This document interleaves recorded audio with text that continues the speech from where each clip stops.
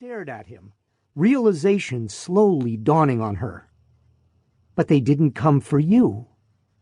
He reached for his badge. We'll talk about this when I get back. Wade hung the badge on a lanyard around his neck and hurried out. It felt like he was running away from her. He'd never run away from anything before. Detective Roger Malden's two-story tract home was illuminated like a movie set, bathed in the harsh white glow from portable arc lights that had been brought in on trailers. The residents of the adjoining homes had been cleared out and were being kept behind a police line at the end of the block. Wade drove up in his department-issued Crown Vic, which might as well have been a badge on four wheels. The uniformed officers waved him through without a glance or a check of his ID. They looked confused. He couldn't blame them.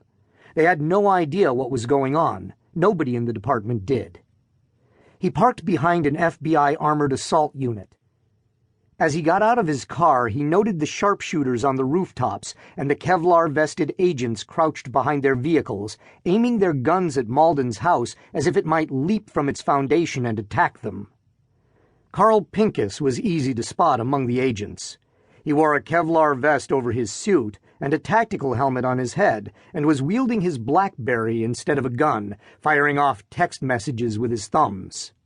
He pocketed the device when he saw Wade approach. "What's the situation?" Wade asked.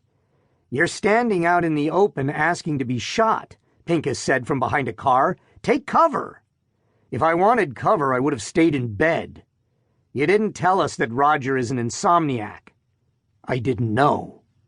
"He saw the agents coming," Pincus said. "He fired off some warning shots before we even got close. We think he's herded the family into the kitchen."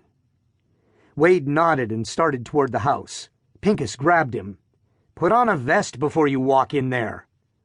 "You think that would make my head off limits for him to shoot?" "We need you alive to testify." "Thanks for giving me something to live for." Wade sauntered across the street and up the front walk as if he were going to another one of Roger's weekend barbecues. He knocked on the door. "It's me," he yelled. "Are you alone, Tom?" Roger asked in a loud voice from deep inside the house. Wade didn't hear panic or desperation underscoring his words. He heard bitterness. "Yeah, but I'm carrying a gun in each hand and a stick of dynamite in my teeth." "So am I. Come on in and we'll party."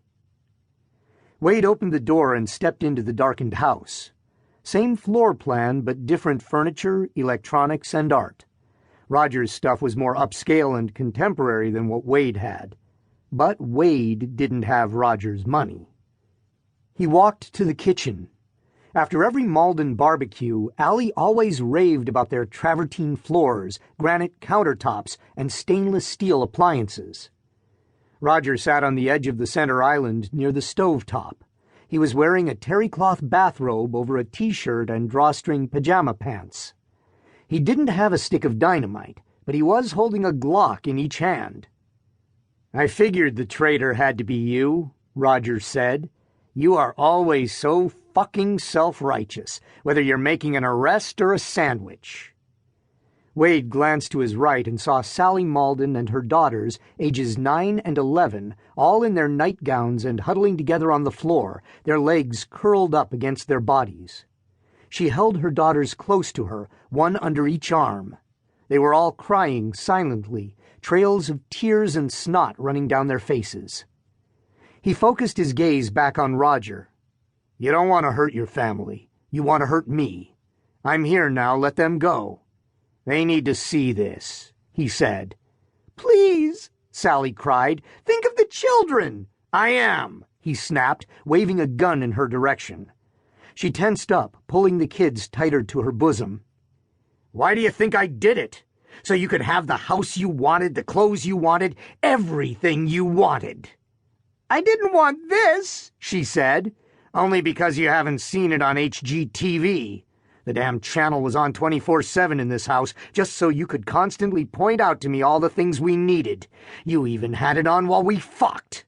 "Only so the kids wouldn't hear us," she said. "I couldn't take a shit without finding the latest issue of Architectural Digest waiting for me, with the corners marked down on the pages you wanted me to see."